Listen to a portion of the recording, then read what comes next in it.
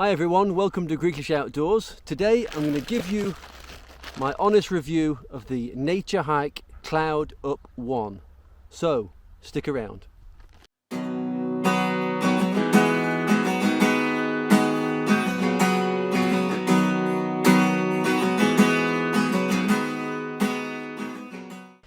So I bought this tent almost 2 years ago now, and I've been testing it out ever since. I've used it in the rain, I've used it in sub-zero temperatures, and I've used it in the blazing sun. Today I'm going to set this tent up and we're going to discuss the pros and cons of it. So first of all, what do you get in the bag?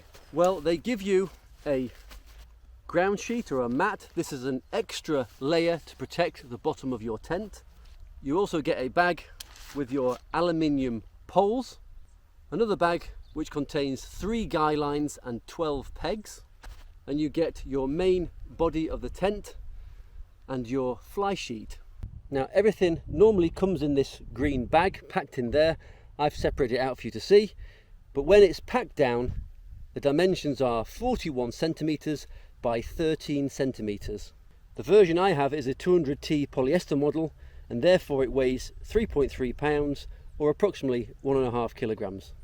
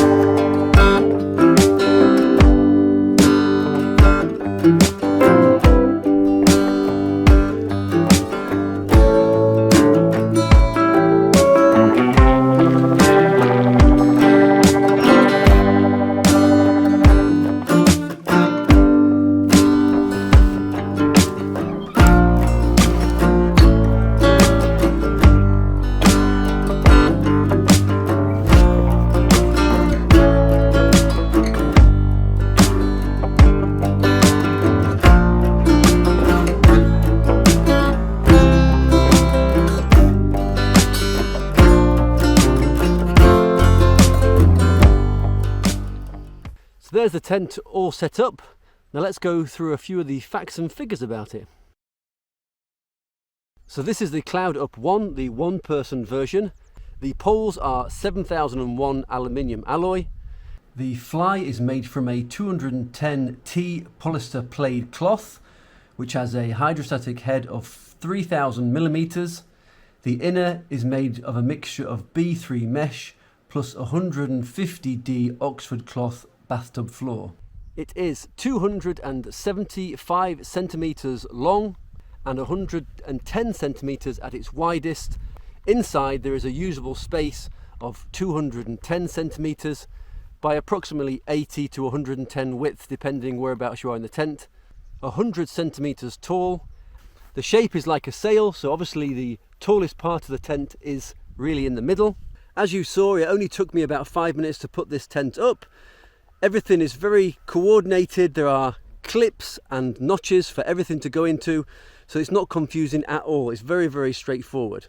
Right at the front of the tent here, there is a vent. As you can see there, there's a little tiny pole with Velcro, which keeps that in place.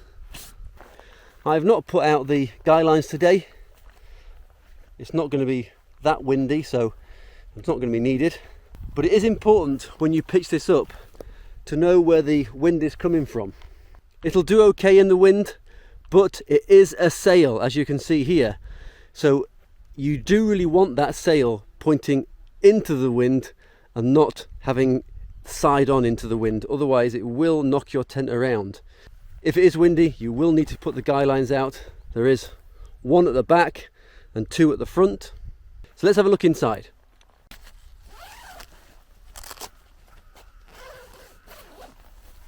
You can see it has this nice storm flap which keeps the zip protected. It has got double zips, which I really like. The zip is very, very smooth. So there it is inside the tent. As you can see, the floor does go up a little bit on this side. You can adjust it.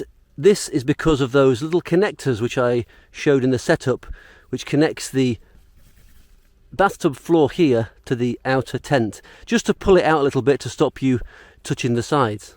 I'm 6'2", and at its tallest point I can sit up straight. My head is touching on the mesh a little bit, but because that is quite a good distance away from the outer fly, there's no risk of condensation coming through there. So I'm laying flat, my feet are touching the front of the inner, and as you can see, there is plenty of space to the bottom of the tent. Width-wise, there's enough for me with a good size mat and a little bit of extra space at the sides, potentially for your gear as well. Of course, it does have a small vestibule where you can keep your bag. The only issue I have with this tent is that I leave my shoes in the porch here. I put my shoes on, and the zip for the fly is so far down that basically you have to be a contortionist to get to it, which does mean you basically have to either put your shoe in the tent and then go forwards, or unzip the tent and then put your shoes on. The issue with this, if it's been raining, is that all the water from this part of the fly does drip down and will drip onto your shoes. It's a minor issue, but something to be wary of. As you can see inside, there's the bathtub floor. There is a layer of material, and then the mesh starts about halfway up.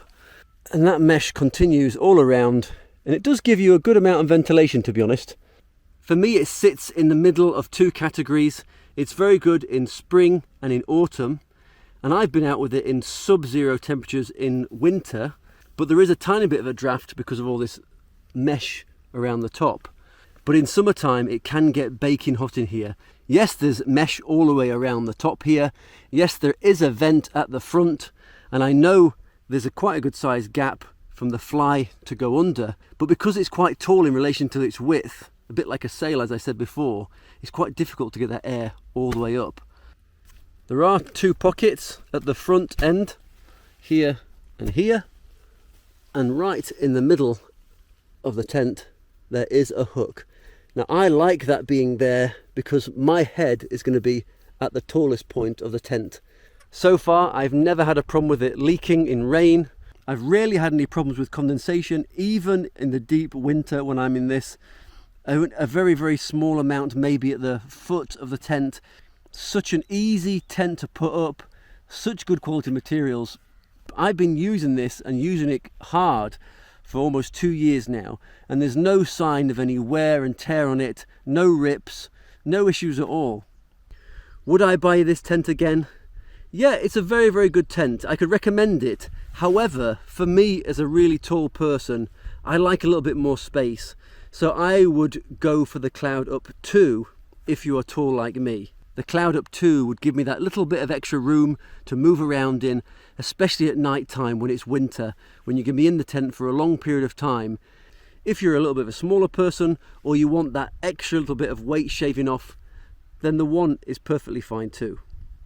You can buy this tent in this specifications right now on the Naturehike website for €110, or for just £99 on amazon.co.uk. Anyway, that was my long-term review of this tent. I hope you found it useful. If you haven't already subscribed, then maybe consider doing so today. It'd really help the channel out. Thank you so much to my current subscribers. You are the best. I love all the interactions we have online. Please keep it coming. But for now, thanks for watching. Take care. Much love. See you next time.